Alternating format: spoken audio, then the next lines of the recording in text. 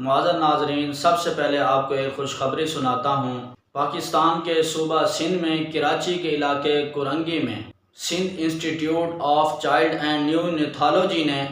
پاکستان میں جس پہلے ہیومن ملک بینک کا 8 جون 2024 کو افتتاح کیا تھا، دارالعلوم کراچی سے استاد محترم شیخ الحدیث مفتی محمد تقی عثمانی صاحب دامت برکاتہم العالیہ نے اس کے ناجائز ہونے کا فتویٰ جاری کر دیا،